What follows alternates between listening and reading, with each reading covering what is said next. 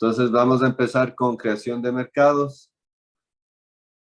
La idea, ¿verdad?, es crear un sistema completo de mercados competitivos que incluyan las externalidades. Si hacemos eso, casi que por definición, ¿verdad?, nos vamos a salir de lo que es una externalidad, pero además la distribución de los recursos de esa forma va a ser en forma eficiente, ¿verdad? Si se acuerdan de la definición de externalidad, tenía dos partes claves, ¿verdad? Cuando definíamos que era un efecto indirecto. El efecto indirecto es que no podía ser a través de precios, ¿verdad?, de los mercados, y que tenía que ser un individuo, ¿verdad?, que tenía que haber división de individuos, ¿verdad? Entonces, aquí la parte de los mercados lo vamos a resolver así, ¿verdad? Vamos a crear un mercado para resolver el problema de la externalidad. Y bueno, después de eso vamos a ver de qué depende que esta política sea viable. Obviamente dependería de qué tan fácil es la creación de mercados, y vamos a discutir algunas cosas sobre qué hace, qué características debe haber para que los mercados, la creación de mercados sea más viable.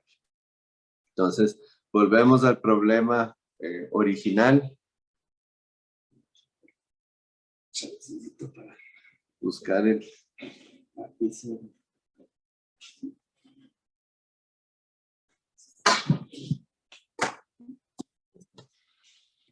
Ok, entonces volvemos al problema original, ¿verdad? Si recuerdan, teníamos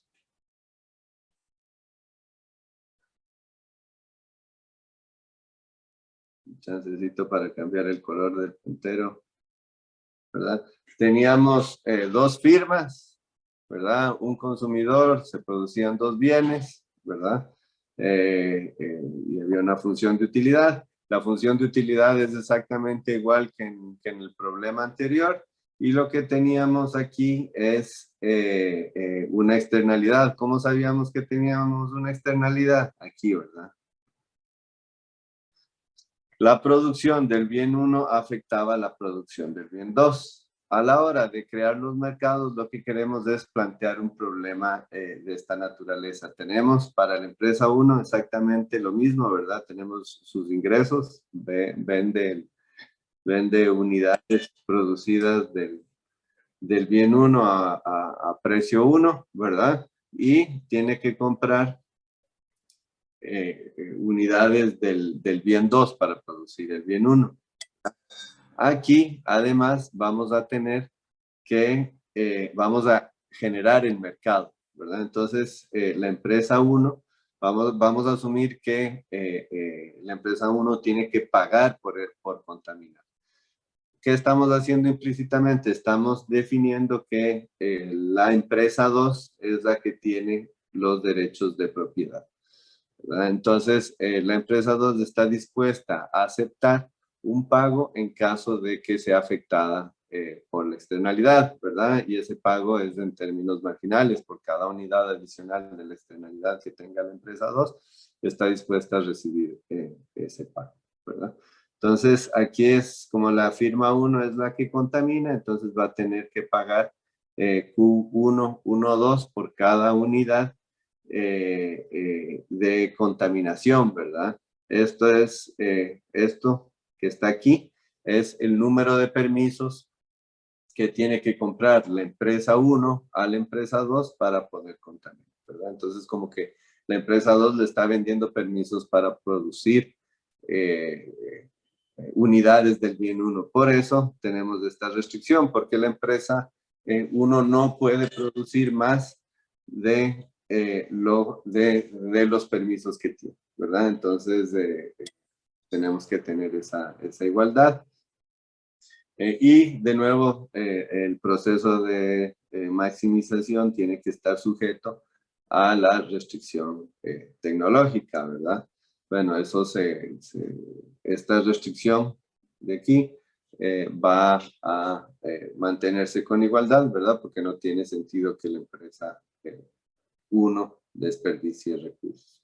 Para la empresa 2, lo que está ocurriendo es algo similar, pero lo contrario, ¿verdad? En lugar de pagar por el permiso, recibe esos ingresos, ¿verdad? Por cada permiso que le vende a la empresa 1. Y esto funciona exactamente igual que antes, ¿verdad? Ingresos y costos a partir de la función de producción. Bueno, ya aquí tenemos la misma restricción, ¿verdad? Se sabe que la firma 2 va a recibir, digamos, va a contaminar, va a ser afectada por la contaminación dependiendo de cuántas unidades cuántos permisos le venda a la empresa 1 para que produzca el bien 1 y tiene que estar también sujeta a la restricción tecnológica, que ahí es donde se observa el efecto de la externalidad. Entonces, con eso procedemos a la maximización, ¿verdad? Para la empresa 1. Sí, para la empresa, ¿qué decisiones toma la empresa 1?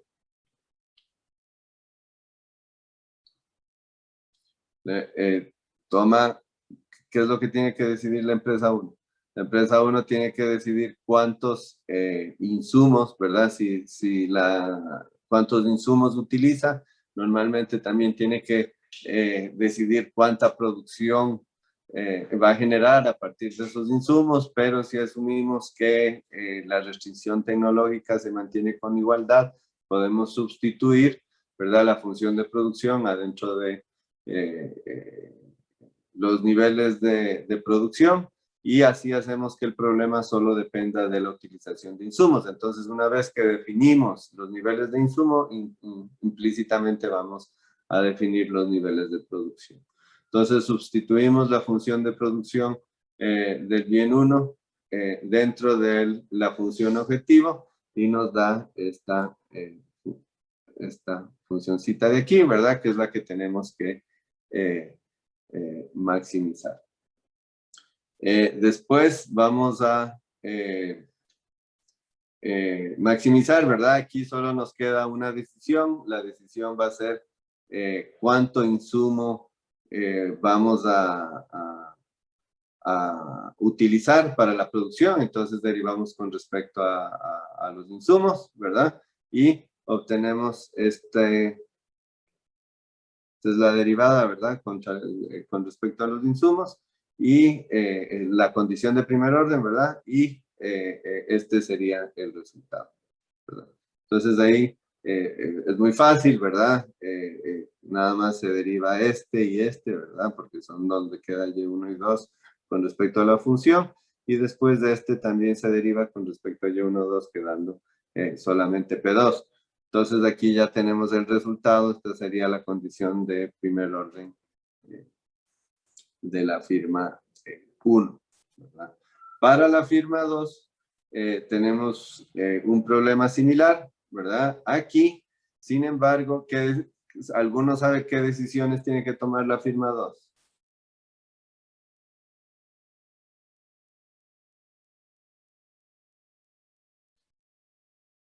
¿Qué decisiones toma la firma 2?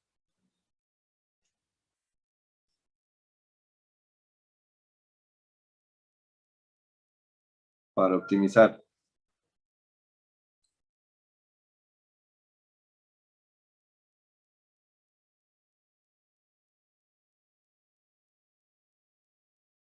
Nadie sabe.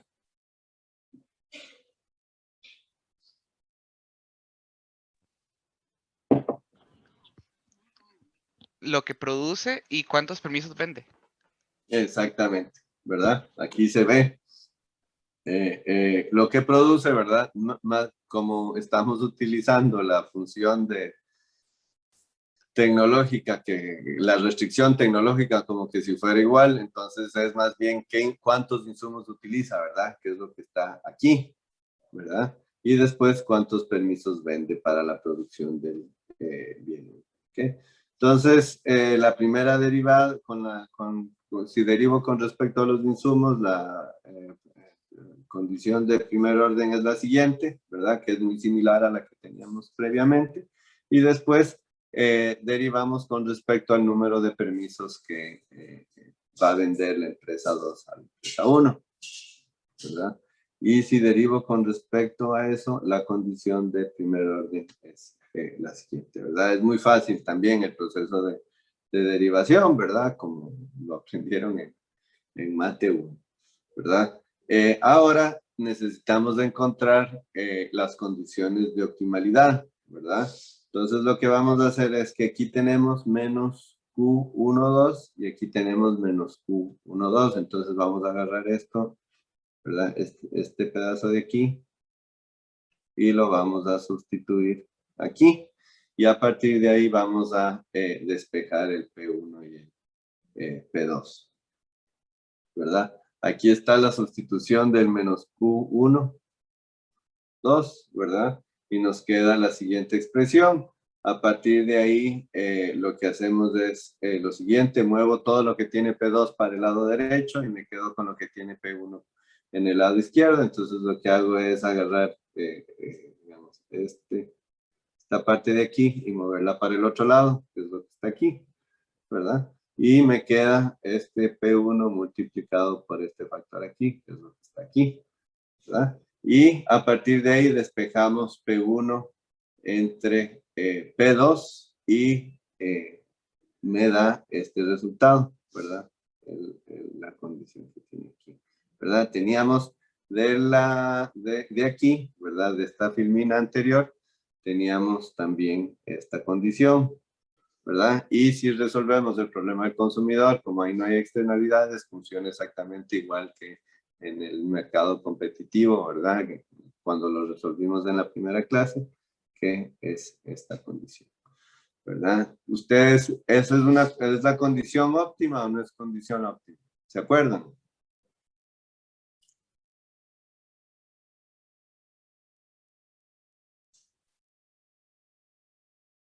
¿Se acuerdan del resultado del planificador?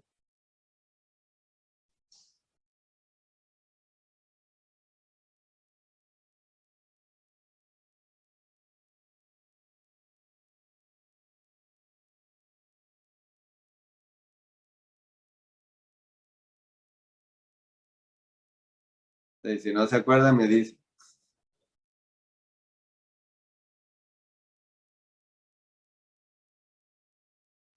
Yo no, profe, yo no me acuerdo, perdón. Ok, súper. Bueno, para encontrar el óptimo, ¿verdad? Para saber si estamos en el óptimo, lo que teníamos que hacer era resolver el problema del planificador, ¿verdad? El problema del planificador con esas condiciones, como lo resolvimos la vez pasada, exactamente, igual a esta condición, ¿verdad? Esto nos da exactamente igual, pero aquí esta condición cambiaba, ¿verdad? Y era la siguiente, entonces nos da exactamente igual. Entonces esto es, la conclusión es que la creación de mercados puede resolver el problema de la externalidad, ¿verdad? Si creamos mercados sobre la externalidad, o sea, definimos los derechos de propiedad sobre quién, digamos, quién tiene derecho digamos, la propiedad sobre el efecto negativo, entonces podemos resolver el problema de la externalidad. Aquí en este problema en específico, ¿cuántos compradores y vendedores hay en el mercado de derechos de contaminación? En este modelo.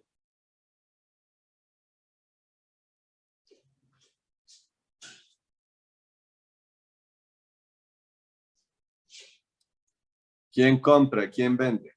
En nuestro modelo.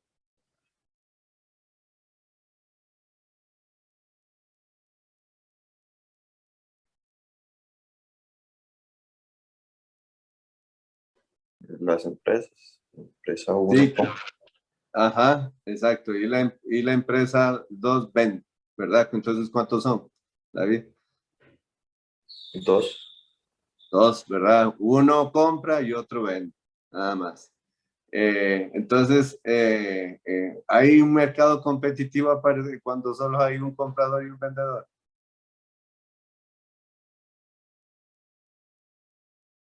No, ¿verdad? No hay. Estoy asumiendo que hay un mercado competitivo. ¿Cómo lo asumo? asumo que el Q está dado, ¿verdad? Que los precios están dados, que no dependen de la producción, no dependen no dependen de una empresa o de la otra, ¿verdad? Estoy asumiendo que hay un comportamiento competitivo a pesar de que solo hay una empresa vendiendo y una empresa comprando, ¿verdad? Eso puede afectar los resultados y la viabilidad de la implementación de la creación de mercados para resolver el problema de las externalidades, ¿verdad? El comportamiento asociado a un mercado competitivo es poco probable en ese modelo, nada más lo estoy asumiendo, ¿verdad? Lo asumo para presentar la potencialidad de la creación de mercados, pero en práctica la viabilidad de la creación de mercados va a depender en la cantidad de compradores y vendedores que haya de los permisos, ¿verdad? Porque el problema es que en el mercado de permisos puede haber poder, ¿verdad? Ya sea del lado del comprador o del productor o del vendedor, ¿verdad? Y eso hace que no alcancemos el óptimo, ¿verdad? Cuando podemos esperar que funcione un mercado de derechos de contaminación, bueno, cuando hay muchos demandantes de los permisos, ¿verdad? Cuando la oferta es inelástica para eliminar el comportamiento estratégico y cuando las funciones de producción, bueno, y las funciones de producción tienen que cumplir los supuestos que hemos estado conversando, ¿verdad? Entonces, esto puede generar permisos, digamos, puede permitir que haya un buen funcionamiento de esta solución, ¿verdad? De la creación de mercados. Sí, Pedro. El mercado, digamos, de vehículos estadounidenses funciona así. Es que, digamos, yo había leído sobre Tesla que tenía un flujo de caja negativo, pero que ganaba bastante dinero vendiendo como permisos para contaminar que tienen las otras empresas para producir sus carros y bueno, los de ellos no producen ningún tipo de contaminación. Entonces no sé si es que funciona así o tiene un sistema diferente. Sí, vieras que no, digamos, no sé exactamente del caso de Tesla. Uno de los ejemplos donde, digamos, donde fue muy efectivo la, la implementación de mercados de contaminación fue en California. La contaminación era altísima y idearon, ¿verdad?, implementar esta política y bajó la contaminación muchísimo, ¿verdad? Funcionó bien. Hubo algunos problemas, ¿verdad? Pero al final lograron resolverlo de forma efectiva. Ese es un ejemplo famoso. Para el caso de, digamos, ahí hay, digamos, la parte institucional tiene que estar funcionando muy bien.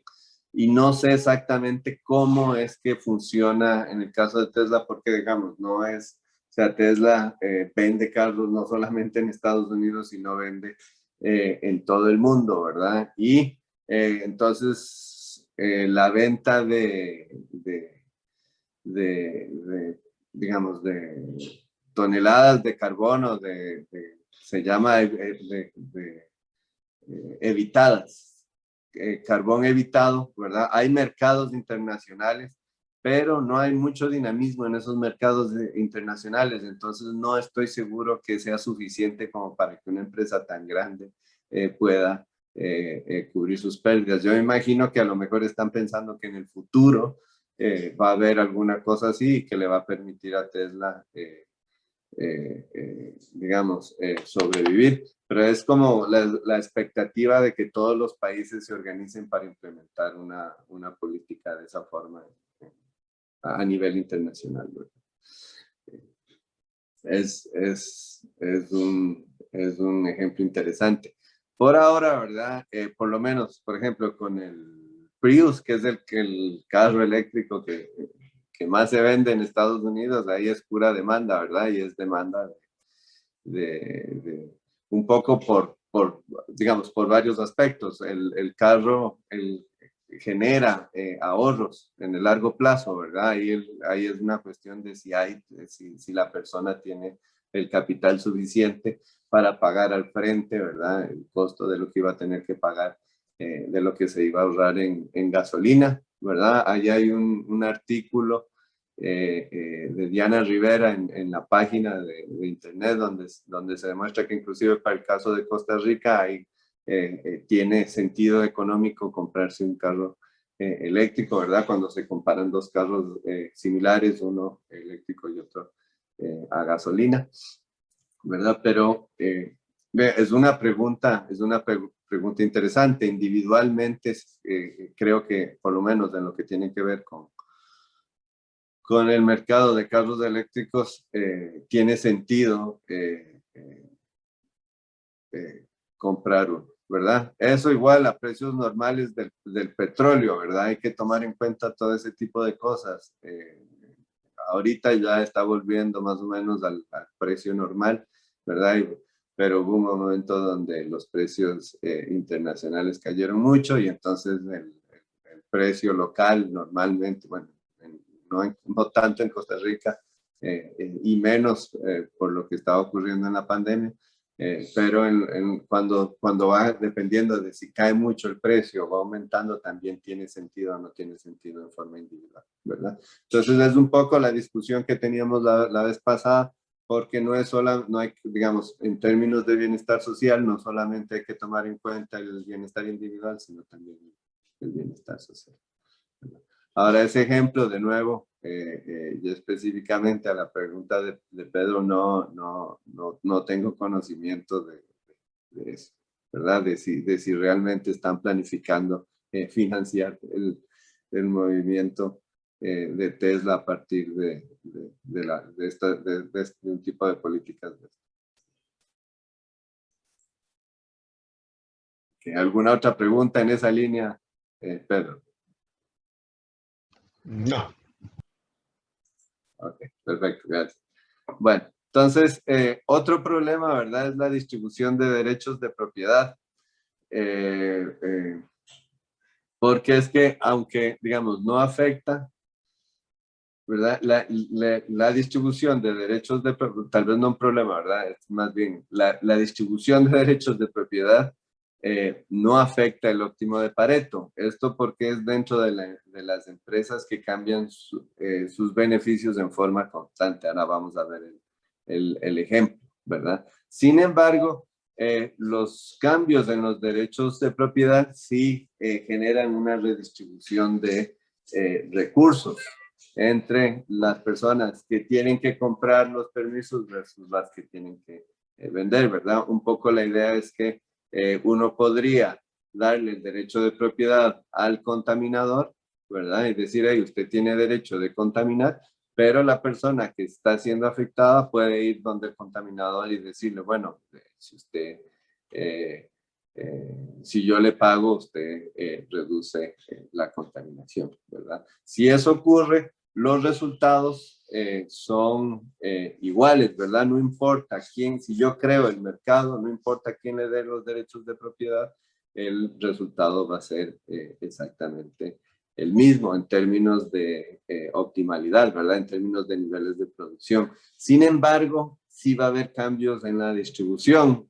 La persona que contamina va a terminar con más recursos que la persona que está siendo afectada.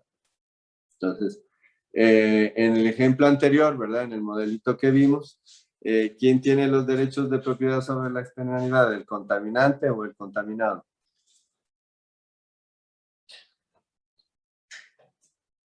¿Se acuerdan?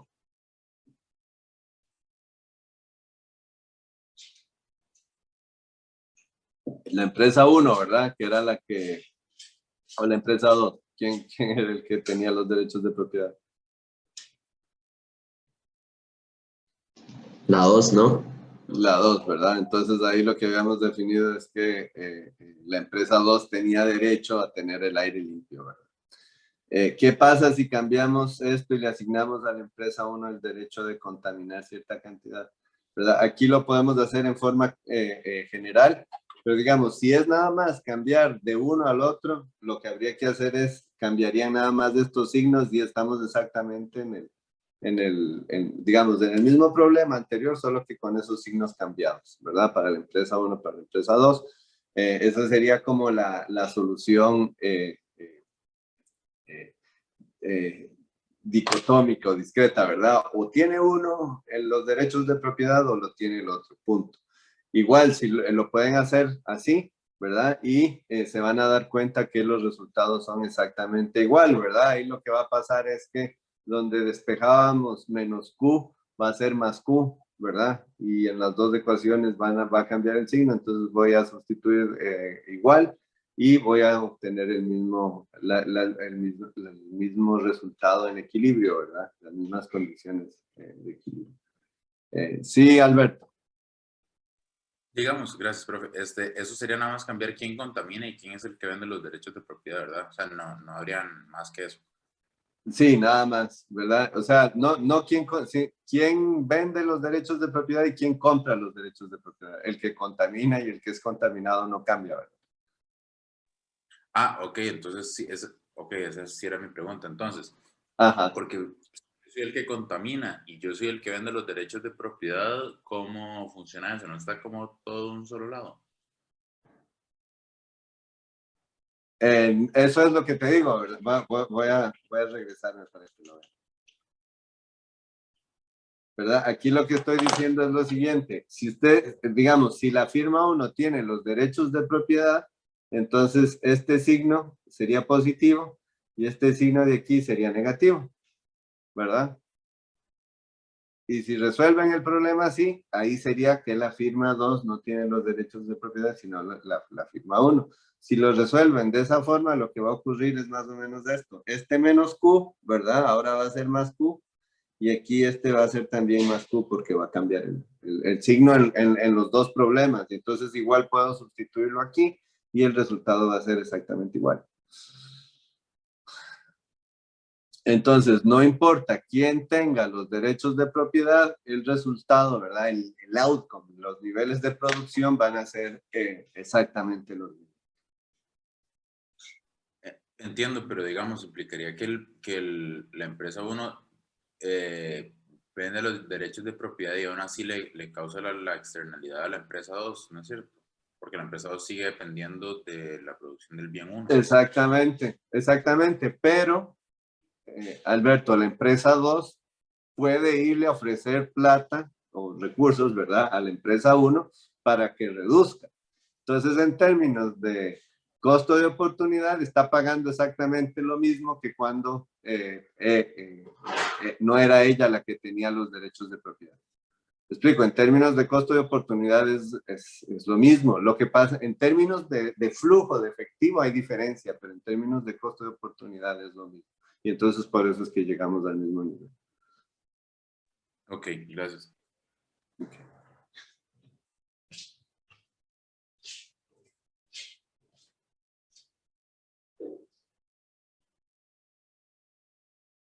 Listo.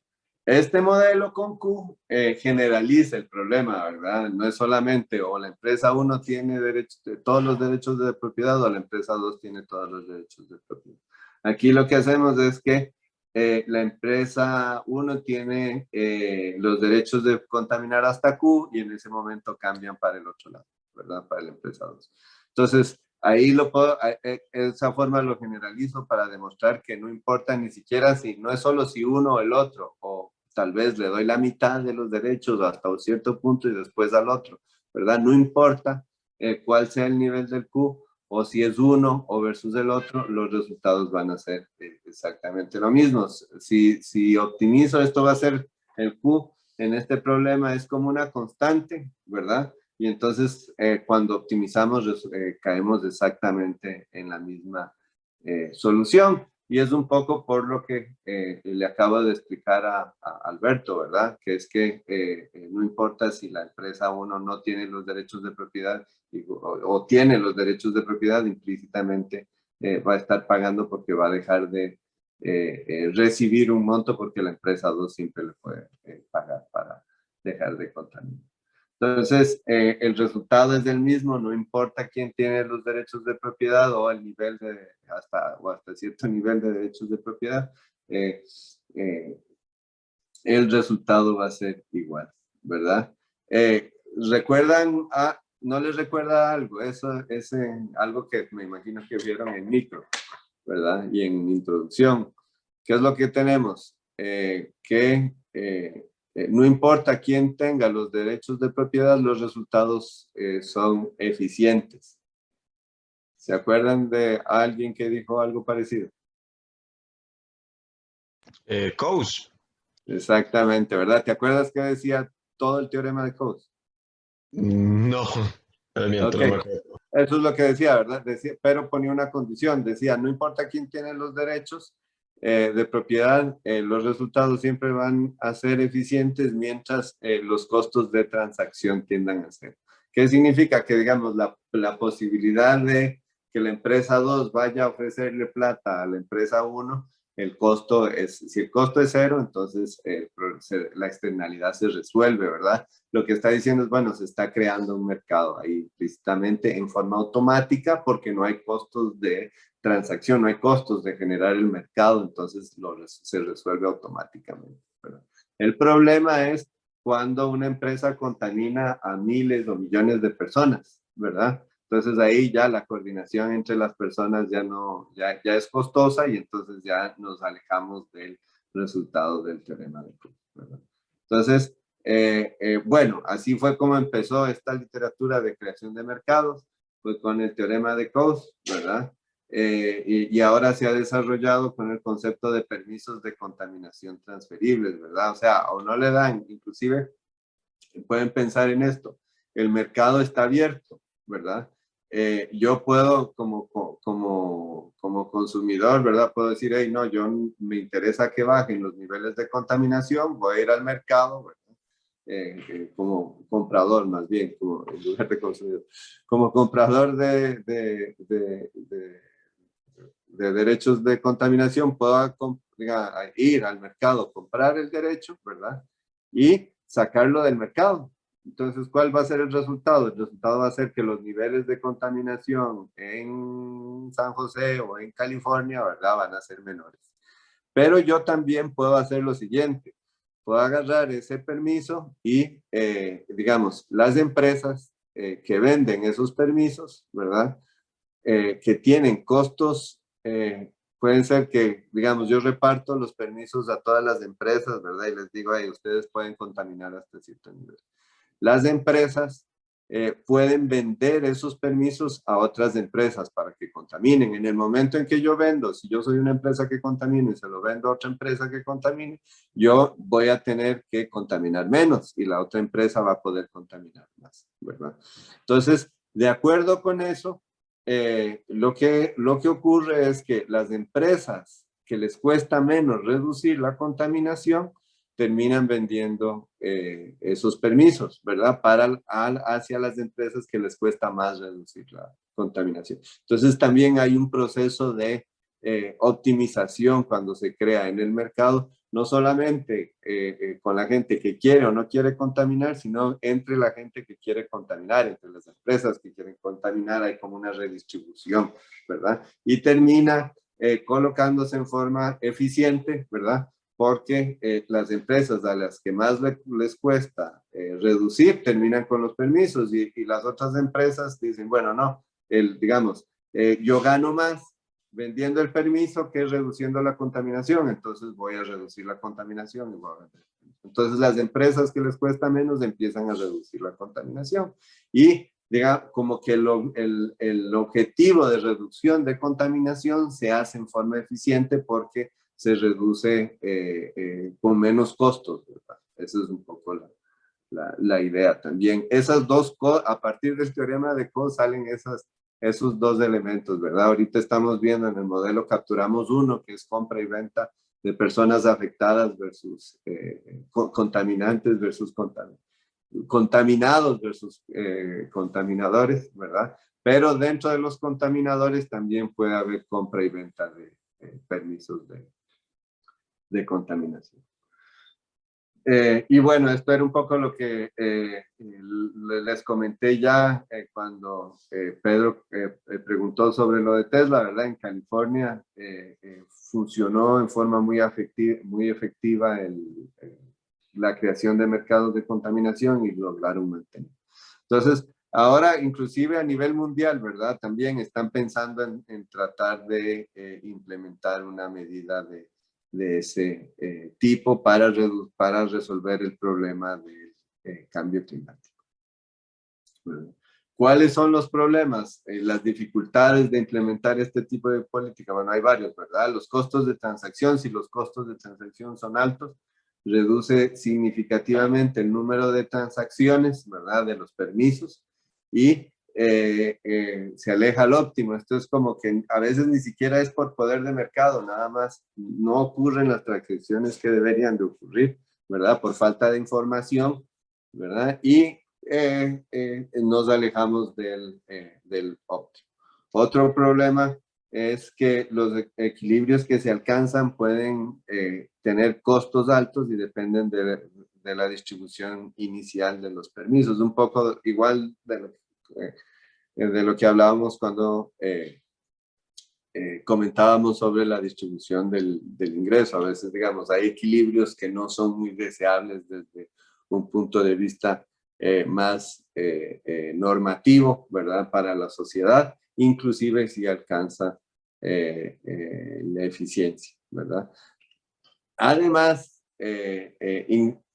inclusive se alcanza la eficiencia, pero hay resultados que donde no necesariamente, hay equilibrios donde no necesariamente van a alcanzar la eficiencia.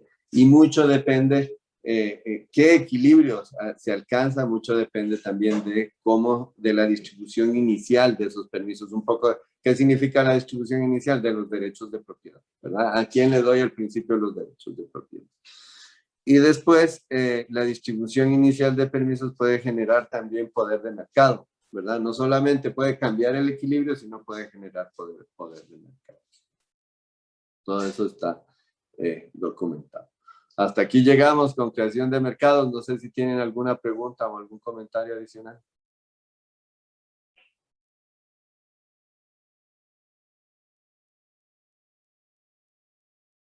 Profe, en Costa Rica, ¿cómo está ese mercado?